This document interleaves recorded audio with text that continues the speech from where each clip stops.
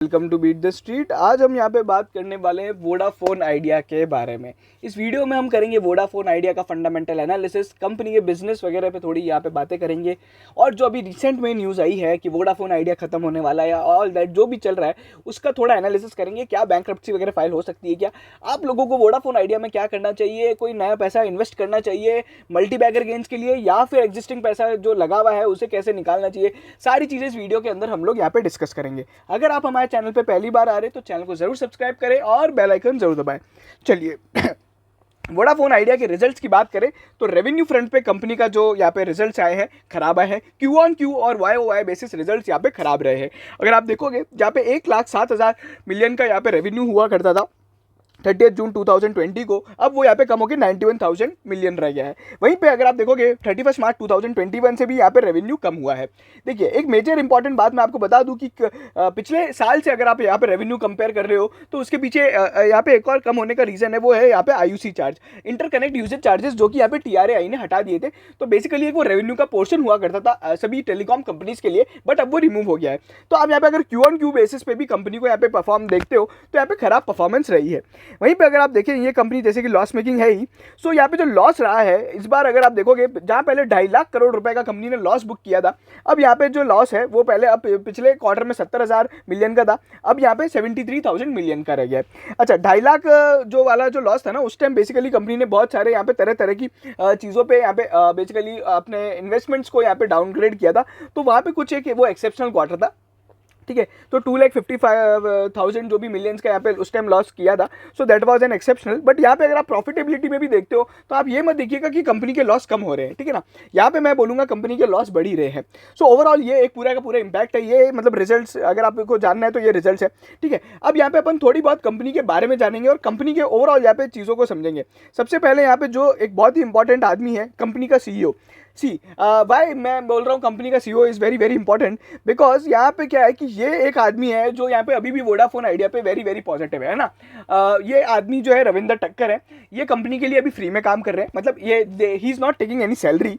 And उसके अलावा ये लगातार अपने इन्वेस्टर्स और यहाँ पे जो एम्प्लॉयज़ हैं उनको लगातार बोलते आ रहे हैं कि ये आप वोडाफोन आइडिया पे बिलीव कीजिए, we will come back with a bang. चलिए अब अपन यहाँ पे कंपनी के एक बार जो इनका इम्पैक्ट है वो क्या है, देखिए वो क्या बोल रहे हैं कि यहाँ पे जो Q1 रिजल्ट है सेकंड वेव ऑफ कोविड के कारण यहाँ पे बहुत ज़्यादा इंपैक्ट हुए हैं। अच्छा, टेलीकॉम कंपनी को सेकंड वेव से क्या इंपैक्ट पड़ता है, देखिए अगर आपकी यहाँ पे मोबाइल की जो दुकानें हैं वो नहीं खुलेंगी तो आप नए सिम कार्ड्स नहीं ले पाओगे। सो दिस इज जो न्यू कस्टमर एडिशंस का डेटा होता है ना, वो बेसिकली वोडाफोन को यहाँ पे सेकंड वेव का इंपैक्ट भी यहाँ पे हो रहा है। उसके अलावा वहीं पे कंपनी ने बोला है कि इन लोग ने गीगा नेट वगैरह भी लॉन्च वगैरह किया है। और वहीं पे कंपनी के यहाँ पे जो सीईओ के कमेंट्स है उसके ऊपर यहाँ पे कंपनी ने इन लोग ने एक ही बात बोली, कॉस्ट ऑप्टिमाइजेशन प्लान, उसके बारे में अपन डिस्कस करेंगे जो कि टारगेटेड सेविंग्स है और वो सब चीज़ें हैं। तो यहाँ पे कंपनी ने बोला we are in active discussion with potential investors for fund raising. चलिए अब यहाँ पे वापस वही बात बोली गई है जो पिछले क्वार्टर में बोली गई थी। चलिए इसका मैं एक एनालिसिस आपको बता दूँ। देखिए फंड रेजिंग आपको नहीं, मेरे को नहीं लगता यहाँ पे अभी फंड रेजिंग होगी, बिकॉज जब कंपनी के प्रमोटर्स ही पैसा लगाने को तैयार नहीं है और ओवरऑल एजीआर की जो नेगेटिव रूलिंग्स है, तो यहाँ पे मेरे को नहीं लगता इस तरह की फंड रेजिंग अभी आएगी, ठीक है। उसके बाद यहाँ पे कॉस्ट ऑप्टिमाइजेशन पे प्लान पे अपन थोड़ा बाद में बात करेंगे। कुछ की हाइलाइट्स देख लेते हैं। रेवेन्यू जो कि डिक्लाइन हुआ है और जो डेटा वॉल्यूम है वो यहाँ पे स्ट्रॉन्ग ग्रोथ दिखाई है, बिकॉज यहाँ पे आपको पता है लॉकडाउन के कारण डेटा का कंजप्शन बढ़ेगा ही बढ़ेगा। कंपनी ने वीआई गीगा नेट यहाँ पे लॉन्च किया है और यहाँ पे बहुत सारे स्पेक्ट्रम्स वगैरह को यहाँ पे कंपनी ने अपने अपग्रेड किए थे 4G की जब यहाँ पे अभी हुए थे। कॉस्ट ऑप्टिमाइजेशन प्लान कंपनी का यहाँ पे अंडरवे है, जहाँ पे कंपनी 40 बिलियन रुपीज़ की यहाँ पे एनुअलाइज कैपेक्स सेविंग यहाँ पे बेसिकली अचीव करना चाहती है। अगर आप देखोगे तो ये ओवरऑल यहाँ पे जो इनकी टारगेटेड ऑपेक्स सेविंग्स है, अगर आप देखोगे 70% ऑफ द ऑपेक्स एफिशिएंसी, ये बेसिकली कॉस्ट ऑप्टिमाइजेशन प्लान क्या है उसके बारे में और जान लेंगे। और वहीं पे कंपनी जो फंड रेजिंग पे बोल रही है कि they are in active discussion, जहाँ पे लगभग 25,000 करोड़ की फंड रेजिंग की यहाँ पे इन लोग ने अप्रूव करी थी, बट अभी तक उस पर कोई भी यहाँ पे हुआ नहीं है। फिर कंपनी ने यहाँ पे बोला है कि कंपनी ने अभी यहाँ पे जो इनका अर्थमेटिकल एरर था एजीआर के लिए, उसके लिए यहाँ पे सुप्रीम कोर्ट ने इनको यहाँ पे बेसिकली वो केस डिसमिस कर दिया, बट यहाँ पे वीआई कंपनी ने इसके लिए रिव्यू पेटिशन फाइल करी है। तो ये सारी चीज़ें हो गई है। EBITDA मार्जिन फ्रंट पे कंपनी के जो रिजल्ट्स है Q1 FY22 के, वो भी यहाँ पे 5% से EBITDA मार्जिन यहाँ पे कम होता हुआ दिखाई दिया है। उसके बाद अगर आप देखोगे बाकी सारी चीज़ें तो हो ही रही है। इंटरेस्ट कॉस्ट यहाँ पे कंपनी को बहुत ज़्यादा लगता है, तो लगभग अगर आप देखोगे रेवेन्यू का बहुत बड़ा प्रतिशत यहाँ पे आपका है ना इंटरेस्ट कॉस्ट में चला जाता है, ठीक है। और पैट वगैरह की बातें तो हो गई है, तो ये सारी चीज़ें हो गई। अब यहाँ पे थोड़ा अपन कंपनी को डीप में समझेंगे। तो अभी ये जो कॉस्ट ऑप्टिमाइजेशन इनिशिएटिव क्या है, देखिए वीआई और मतलब वोडाफोन और आइडिया का जब मर्जर हुआ था तो बहुत सारी यहाँ पे है ना सिनर्जीज निकली थी। अब वो सिनर्जीज बेसिकली अभी तक तो कंपनी है ना उसको बेनिफिट नहीं ले पाई है। सिनर्जी कैसे हो सकता है, मान लीजिए आपका भी एचआर डिपार्टमेंट था और वोडाफोन का भी था और आइडिया का भी था, तो उसको मर्ज करके बेसिकली कॉस्ट कटिंग कर दी, ठीक है। एक तरीके से मैं एक एग्जाम्पल के तौर पर बता रहा हूँ। अब टोटल यहाँ पे जो मर्जर से फायदा होने वाला था वो 84 बिलियन रुपीज का होने वाला था। अब यहाँ पे कंपनी का जो टारगेट है 40 बिलियन की यहाँ पे इस बार एनुअलाइज कॉस्ट सेविंग्स यहाँ पे कंपनी अचीव करेगी। और वहीं पे कंपनी बोल रही है हम लोग ने ऑलरेडी 70% टारगेटेड एनुअलाइज सेविंग्स यहाँ पे अचीव कर लिए। सो ये यहाँ पे एक पॉजिटिव है। अब इसका यहाँ पे अपने को ट्रैक हमेशा रखना है कि इस eight the end of the year जब कंपनी की एजीएम होगी या फिर एनुअल रिपोर्ट्स आएगी या फिर इन्वेस्टर प्रेजेंटेशन आएगी, तो इस बेसिकली 40 बिलियन रुपीज़ के जो सेविंग्स ये लोग प्लान कर रहे हैं दिसंबर तक की यहाँ पे बोल रहे हैं, तो वो यहाँ पे उसका क्या स्टेटस है, ठीक है ना, ये अपने को यहाँ पे ट्रैक करना रहेगा। अच्छा, उसके बाद यहाँ पे अपन आ जाते हैं थोड़ी बहुत की परफॉर्मेंस इंडिकेटर्स पे। की परफॉर्मेंस इंडिकेटर में सबसे बड़ा इंडिकेटर जो है अपना सब्सक्राइबर बेस लगातार यहाँ पे कम होता हुआ दिखाई दिया है। 255 मिलियन का यहाँ पे सब्सक्राइबर बेस रह गया, जो पिछले साल यहाँ पे 280 मिलियन का था और वो लगातार यहाँ पे कम ही होता हुआ दिखाई दिया है। वहीं पे उसके बाद अगर आप देखोगे तो यहाँ पे ARPU जो होता है, जो कि एक बहुत इंपॉर्टेंट फैक्टर होता है, 104 हो गया है, जो ओवरऑल इंडस्ट्री के ARPU से कम है। मतलब जियो और एयरटेल की अगर अपन बात करें तो उनका जो ARPU है वो 140 के करीब चल रहा है और वो लगातार ये ARPU बहुत कम होता जा रहा है। सो ये भी यहाँ पे लोग बाग चीज़ें देखते हैं। उसके बाद यहाँ पे अगर आप देखोगे जो चर्न रेट है, चर्न रेट मतलब कितने लोग अपना फटाफट से यहाँ पे है ना नेटवर्क को चेंज कर रहे हैं, तो वो अभी चर्न रेट यहाँ पे 3.5% हो चुके हैं। That is very very important. उसके बाद कंपनी ने 2G 4G के बारे में बताया, टोटल यूनिक टावर्स कितने, वो सारी चीज़ें बताई है, ठीक है। और minutes of use, total data volume यहाँ पे थोड़ा बहुत बड़ा है। बाकी अगर आप देखोगे 4G सब्सक्राइबर्स का जो डेटा है, 4G सब्सक्राइबर्स का डेटा भी यहाँ पे कम होता हुआ दिखाई दिया है। सो यहाँ पे ये सारी चीज़ें हो रही है। ये हो गया अपना की ना जो बेसिकली KPI जो होते हैं ना, की परफॉर्मेंस इंडिकेटर्स। चलिए कैपेक्स की अगर हम बात करें, कंपनी ने इस क्वार्टर में 9.4 बिलियन रुपीज़ यहाँ पे कैपेक्स में स्पेंड किया है, वहीं पे 15.4 बिलियन पिछले यहाँ पे क्वार्टर में किया था। कंपनी की जो टोटल डेप्ट है वो यहाँ पे अगर आप देखोगे तो अगर डेफर्ड स्पेक्ट्रम वगैरह की लाइबिलिटी भी मिला के 1915 बिलियन रुपीस होती है, और वहीं पे जो यहाँ पे गवर्नमेंट को जो पे करना है वो 1016 बिलियन की होती है। अभी यहाँ पे एक इंपॉर्टेंट फैक्ट क्या है कि AGR की जो लाइबिलिटी है वो 621 बिलियन की होती है। बेसिकली अगर आप इसको देखोगे 1,90,000 करोड़, और AGR की लाइबिलिटी यहाँ पे 62,000 करोड़ की होती है, ठीक है। उसके बाद बैंक से जो इनका ड्यू है वो लगभग यहाँ पे 23,000 करोड़ कुछ है, और कैश एंड कैश इक्विवेलेंट्स इनके पास 9,200 करोड़ रुपए पड़ा है, 920 करोड़ रुपए पड़ा है, ठीक है। उसके बाद नेट डेप्ट अगर आप देखोगे तो यहाँ पे लगभग 1,90,000 करोड़ की आती है। सो ओवरऑल यहाँ पे जो डेप्ट की सिचुएशन है वो तो यहाँ पे बहुत भयानक है ही। और उसके बाद ऑपरेशनल हाइलाइट्स पे कंपनी ने चीज़ें बताई है। ओवरऑल यहाँ पे आपको भी पता है वोडाफोन की ऑपरेशनल हाइलाइट्स का एक ही यहाँ पे मतलब है, देखो मैं आपको बता देता हूँ, ओवरऑल यहाँ पे जो अगर सब्सक्राइबर जो मेन रेवेन्यू सोर्स है वही कम हो रहा है, तो यहाँ पे बाकी अपन उस पर डीप में जाने की कोई मतलब ही नहीं है, ठीक है। वो बात अलग है, कंपनी ने बहुत सारी चीज़ें नई तरह की सर्विसेज यहाँ पे लॉन्च करी है, नया ब्रांड भी किया है, वो सब चीज़ें। सब्सक्राइबर चर्न रेट भी यहाँ पे बढ़ गया है, तो that is very very important, और ARPU भी यहाँ पे कम हुआ है। तो ओवरऑल यहाँ पे ये सारी चीज़ें हो रही है। कॉस्ट ऑप्टिमाइजेशन इनिशिएटिव मैंने आपको बता दिया है। अब यहाँ पे एक और जो इंपॉर्टेंट बात है, यहाँ बैलेंस शीट में देख सकते हो, तो टोटल यहाँ पे एक बैलेंस शीट में एक इंपॉर्टेंट फैक्टर क्या है वो मैं आपको बताता हूँ। वो ये है कि यहाँ पे 30 जून 2021 के एंड ऑफ द ईयर, यहाँ पे अगर आप देखते हो तो एंड ऑफ द मंथ यहाँ पे जो क्वार्टर में है 4,55,000 की नेगेटिव नेटवर्थ है। नेगेटिव नेटवर्थ का मतलब क्या हुआ, बेसिकली कंपनी के पास लाइबिलिटीज ज़्यादा है और असेट्स कम है।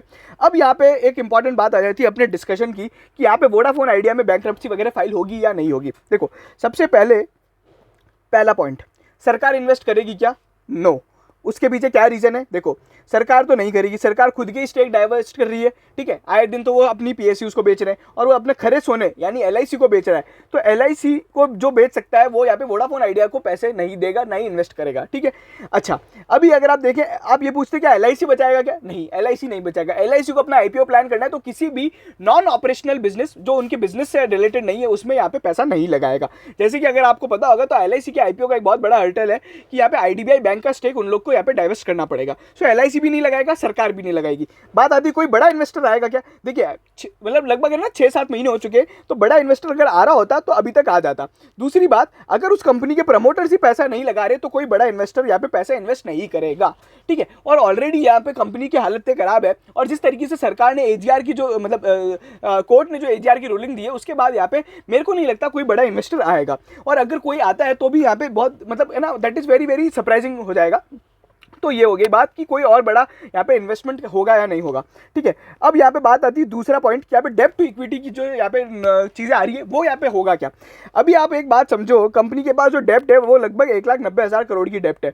अगर आज आप 1,90,000 करोड़ की जो डेब्ट है इसको भी यहाँ पे इक्विटी में कन्वर्ट कर देते हो तो भी एट द एंड मेरे पास यहाँ पे क्या हो जाता है कि मेरी यहाँ पे जो नेगेटिव नेटवर्थ है। और एक और चीज़ यहाँ पे क्या होती है कि देखिए, पहले तो मेरी है ना वो नेटवर्थ को नेगेटिव से पॉजिटिव लाने के लिए भी बहुत चीज़ें करनी पड़ेगी। सबसे पहले यहाँ पे अगर ये इक्विटी यहाँ पे अगर आप डेप्ट को अगर यहाँ पे इक्विटी में कन्वर्ट कर देते हो तो एग्जिस्टिंग इक्विटी का डाइल्यूशन हो जाएगा। कैसे?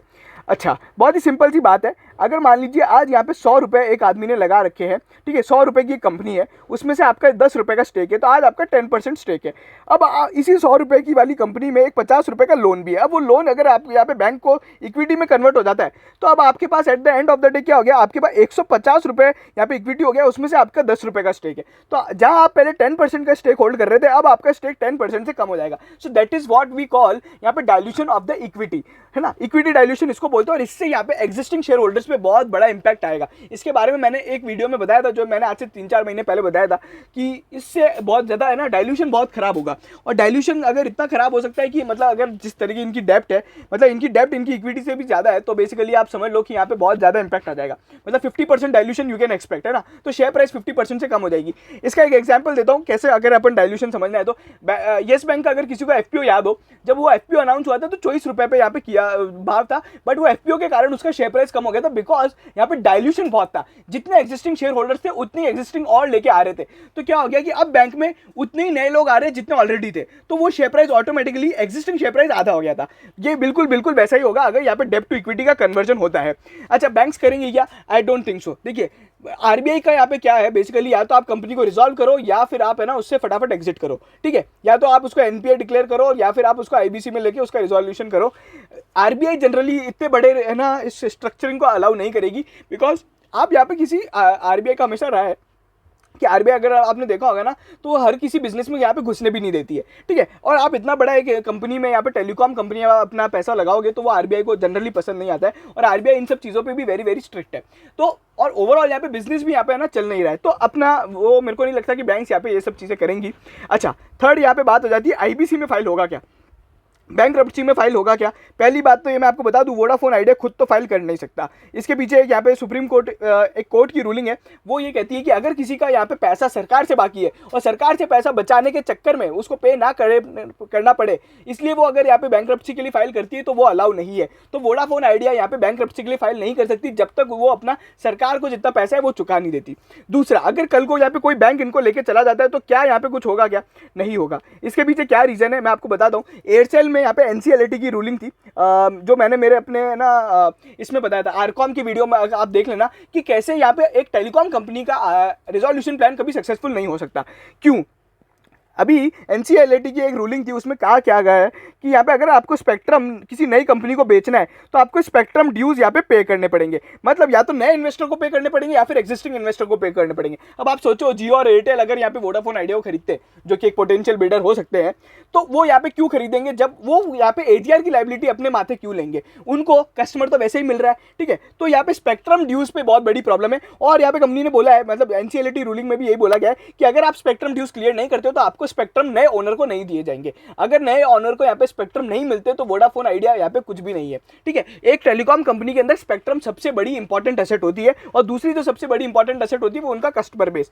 कस्टमर बेस तो अपन वैसे ही खा रहे हैं, स्पेक्ट्रम पे ऑलरेडी इतनी लाइबिलिटीज है, तो यहाँ पे अपन, मेरे को नहीं लगता कि यहाँ पे वो लोग यहाँ पे एक्वायर करेंगे। And also try to understand कि यहाँ पे भारतीय एयरटेल के पास तो ऑलरेडी डेब्ट है, तो वो यहाँ पे इस तरह के एक्विजिशंस में जाएगा नहीं, और भारतीय एयरटेल को तो वैसे भी गेन हो ही रहा है, ठीक है। वो लगातार यहाँ पे जो इनका कस्टमर बेस लॉस हो रहा है उससे उनका लगातार यहाँ पे फायदा होता जा रहा है, ठीक है। तो ये पूरा सिनेरियो है। अच्छा, मुझे एट द एंड क्या लगता है कि क्या होगा, देखिए, अब यहाँ पे अपने को वेट करना है। ये है ना बेसिकली टेलीकॉम, अब यहाँ पे अगर कोई वो लेके आते हैं, जैसे कि बहुत सारी न्यूज़ में आ रहा है कि टेलीकॉम कंपनीज के लिए कोई रिलीफ पैकेज लाया जाएगा, तो वो अगर कुछ होता है तो ठीक है, नहीं तो मतलब देखिए बैंक्रप्सी ही यहाँ पे एक ऑप्शन है, बट वो बैंक्रप्सी में यहाँ पे कुछ पॉजिटिव हो नहीं सकता, ठीक है। तो ये सारी चीज़ें हैं। बाकी यहाँ पे अगर कोई नया इन्वेस्टर आता है तो बहुत बड़ी मतलब होगा कुछ ना कुछ, बट यहाँ पे बहुत बड़ी अनसर्टेनिटी है ना, तो ये सब चीज़ हो गई। अच्छा, फिर थोड़ा यहाँ पे अगर आप देखोगे इनके बिजनेस वगैरह में मैं आपको बता देता हूँ। बेसिकली देखिए, इनके कुछ बिजनेस और भी हैं। एंटरप्राइज ऑफरिंग्स वगैरह में क्या होता है, बेसिकली एंटरप्राइज ऑफरिंग्स के अंदर ये लोग है ना, जो बड़ी बड़ी कॉर्पोरेट्स होती है उनको टेलीकॉम और टेक्स रिलेटेड यहाँ पे ऑफरिंग्स देती है। उसके बाद यहाँ पे कंपनी ने और भी चीज़ें बताई है। ये अपना स्पेक्ट्रम का इन लोग ने इस पोर्टफोलियो बताया। देखिए अगर आप देखोगे तो स्पेक्ट्रम का इनका जो ओवरऑल पोर्टफोलियो है वो यहाँ पे काफ़ी अच्छा है। अभी लास्ट जो कंपनी ने अपने स्पेक्ट्रम ऑक्शंस में लगभग 23 मेगाहर्ट्ज के यहाँ पे स्पेक्ट्रम यहाँ पे इन लोग ने एक्वायर किए थे। और फिर इनका एक बिजनेस एंटरप्राइज सर्विसेज का है बेसिकली डिपार्टमेंट, जहाँ पे बेसिकली है ना कॉर्पोरेट्स के लिए वो लोग टेलीकॉम पूरा बना के देते हैं। मतलब आज अगर भारतीय मतलब HDFC बैंक को अपना इंटरनेट वगैरह सब चलाना है, इतनी बड़ी कंपनी में पूरा इंटरनेट वगैरह हर जगह लगाना और पूरे एम्प्लॉयज़ वगैरह को सबको पूरे सिस्टम्स को कनेक्ट करना, तो इसके लिए एक कंपनी को हायर किया जाता है। जनरली यहाँ पे बहुत सारी टेक्नोलॉजी अदर कंपनीज भी होती हैं, बट यहाँ पे भारती एयरटेल और वोडाफोन आइडिया ये काम करती है। तो ये कॉर्पोरेट साइड का बिजनेस होता है। इसको मैं अगर आप बोलूँ तो यहाँ पे है ना enterprise mobility, fix broadband connections वगैरह, IoT सॉल्यूशंस वगैरह, और वहीं पे एनालिटिक्स और डिजिटल सॉल्यूशंस वगैरह। बट ये इनके ओवरऑल बिजनेस का बहुत बहुत छोटा सा पार्ट है, ठीक है। कंटेंट एंड डिजिटल ऑफरिंग्स वगैरह है, वॉइस बिजनेस है, ब्रॉडबैंड बिजनेस है, ठीक है। अच्छा, इनकी कुछ सब्सिडरीज है जिसमें से एक तो Vodafone idea man power services जो इतना कोई खास काम करती नहीं है। फिर यहाँ पे डेटा सेंटर और OSP सर्विसेज है, डेटा सेंटर की सर्विसेज देती है। आप अपना यहाँ पे कंपनी का डेटा यहाँ पे वोडाफोन आइडिया के डेटा सेंटर में आप सेव कर सकते हैं। फिर कम्युनिकेशन डिवाइसेज वगैरह में काम करती है। और वहीं पे shared service centre, fix broadband, मतलब आपको पता है ब्रॉडबैंड का काम, फाइबर एसेट्स, जो कि इनका बेसिकली फाइबर एसेट्स, अभी इस कंपनी में इतनी फाइबर एसेट्स नहीं, बिकॉज इनकी मोस्टली जितनी भी एसेट्स है तो वो फाइबर एसेट्स तो यहाँ पे है, बट टावर एसेट्स इनकी इंडस टावर के पास है, जो इन लोग ने इंडस टावर का स्टेक बेच दिया है। फिर wifi site acquisition, installation, maintenance का काम करती है। मतलब यहाँ पे अगर आपका कभी वाईफाई अगर खराब होता है तो उसका मेंटेनेंस वगैरह है, आपको अगर वाईफाई लगवाना है तो उसका इंस्टॉलेशन वगैरह के भी चार्जेस वगैरह लेती है। तो ये ओवरऑल यहाँ पे एक अपडेट है वोडाफोन आइडिया के लिए। अच्छा, अब यहाँ पे क्या करना चाहिए आपको वो भी मैं आपको बता देता हूँ। देखिए अभी ये लगभग है ना 6 रुपये के आसपास चल रहा है। सबसे पहली बात तो ये, मैं यहाँ पे किसी को रिकमेंड नहीं करूँगा कि यहाँ पे 6 रुपये पे इसको बाय करी जाए। पहली बात तो ये, एक तो रिजल्ट नेगेटिव है तो उसके कारण यहाँ पे एक फॉल देखने को मिलेगा, ठीक है। फॉल कितना हो सकता है? 5 से 5.5 रुपये आ जाए, ठीक है। अब यहाँ पे आपने को क्या करना चाहिए, या तो देखिए जो थोड़ा बहुत वेट कर सकता है, 1-2 महीने और वेट कर सकता है तो वो यहाँ पे वेट कर लीजिए। बट 1-2 महीने वेट करने का एक और प्रॉब्लम हो सकता है कि यहाँ शेयर प्राइस और नीचे चला जाए। बाकी अब ये जो पूरा का पूरा स्टॉक है ना, ये न्यूज़ बेस का स्टॉक हो गया है। मतलब अगर एक न्यूज़ आती है कि यहाँ पे कोई, मान लीजिए ET नाउ या फिर किसी ने एक न्यूज़ निकाली कि यार टेलीकॉम रिलीफ पैकेज जल्द आ जाएगा, तो उसी कारण से ना स्टॉक ऑलरेडी मूवमेंट दे देगा 10-5% का, तो वो वॉलिटिलिटी बिल्कुल स्टॉक में रहेगी। तो अगर आप ये समझो कि यार मैंने आपको बोला यार 6 रुपये में आप बेच दो, और अगर कोई कल को कोई टेलीकॉम रिलीफ की न्यूज़ आ गई तो वो 10-20% तो वैसे ही भागेगा है ना, छोटा मोटा स्टॉक है। तो ये चीज़ हो रही है।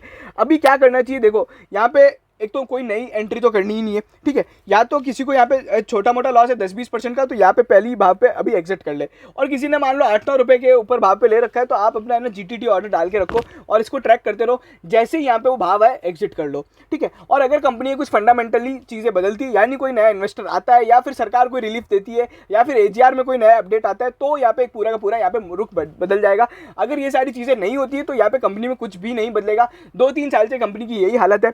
मैं यहाँ पे आपको रिकमेंड नहीं करूँगा कि वोडाफोन आइडिया में आपको एंट्री ली जाए। और जो लोग यहाँ पे अगर अभी हैं तो उनको बेसिकली यहाँ पे है ना या तो लॉस ही बुक कर लेना चाहिए मेरे हिसाब से, तो बिकॉज यहाँ पे और ज़्यादा गिरता जाएगा ये अभी, तो या तो आप लॉस बुक कर लीजिए, और अगर आपको बहुत ज़्यादा लॉस है तो आपको फिर वेट करना पड़ेगा। अब वेट करने का मैंने आपको बताया कि अभी 6 रुपये है भाव, तो यहाँ पे हो सकता है आपको यानी वापस 4-4.5 रुपये भी आ जाए। और मैं आपको फिर बोलता हूँ 4.5 रुपये भी अगर भाव आता है तो अपने को वहाँ पर जाके एवरेज नहीं करना है, वो एक रिस्की बैट हो जाएगी, ठीक है ना। देखिए मेरे पास भी वोडाफोन आइडिया के शेयर है, पर मेरे पास क्या है, ओवरऑल पोर्टफोलियो का साइज मेरा मतलब ज़्यादा है तो उसका बहुत छोटा सा पार्ट है।